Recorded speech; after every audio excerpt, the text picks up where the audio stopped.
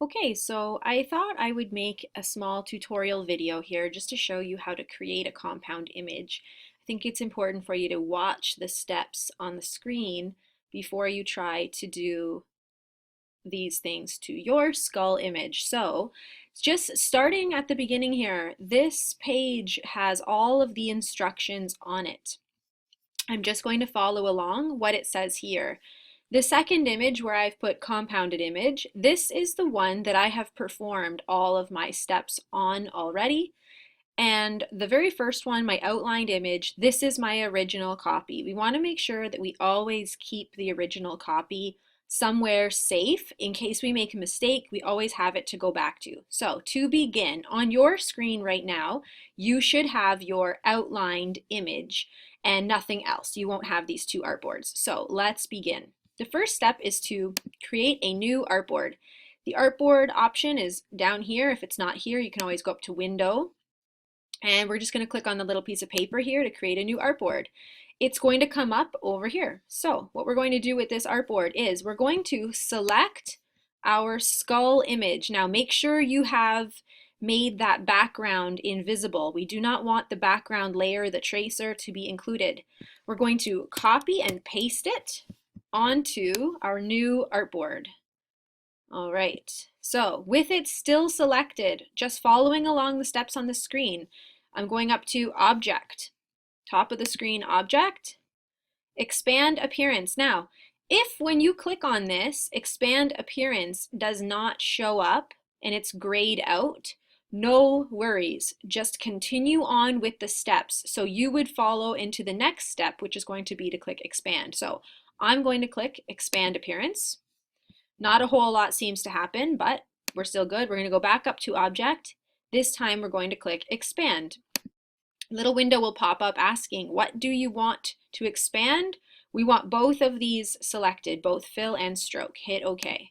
All right, once again, not a lot looks like it's happened, but we're on the right path. So following along, now we're going to find our Pathfinder.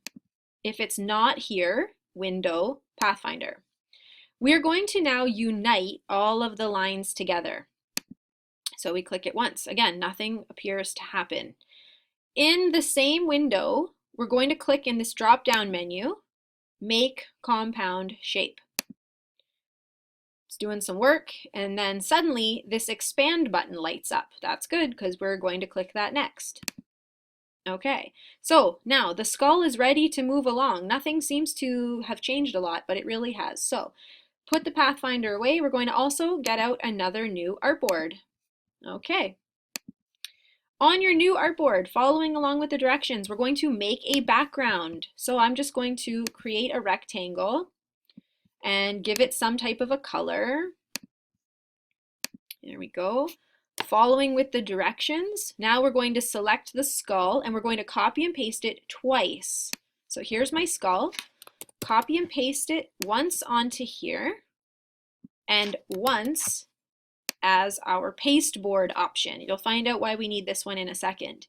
All right, now select both the background and your skull. We're going to now align them. On your screen, you should have some buttons that look like this. If they don't show up, it probably says the word align in orange, like the way Transform is. No problem, click on Align. We're going to align this horizontally and vertically.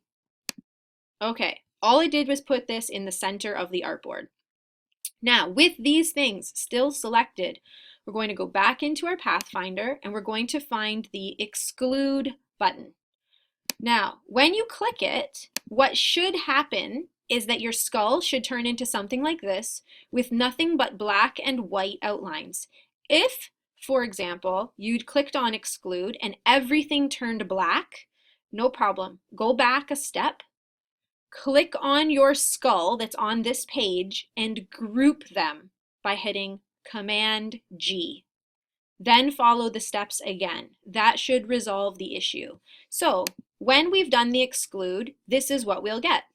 Now we are able to go back in and change the background color. That's our next step right here. So clicking on the background, I'm just going to put it back to the color I had before. And this is what I will have. This is what it's supposed to look like. Now we're going to align both our stencil and the one we just did. So select your skull, stencil, and the one we just worked on. And now we're going to align these again, both horizontally and vertically. They'll just line up right on top of each other. Now, just to be sure that they're where they're supposed to be, if you zoom in, you'll notice that they are lined up. We don't have any double lines. We don't have a white and a black outline. We just have the black outline. What we're going to do now is select everything on this page, on this artboard, and we're going to ungroup it by hitting Command, Shift, and G all at the same time. Now you'll know that worked because this outside bounding box will give you some anchor points, which is good. That's a good sign. Now we're almost done. All you have to do is select on the background color, and you'll see that a path lines up around the outside of the skull, and delete that background color. If you are able to get to this step, you are doing good. Now make sure you go up and you save your document.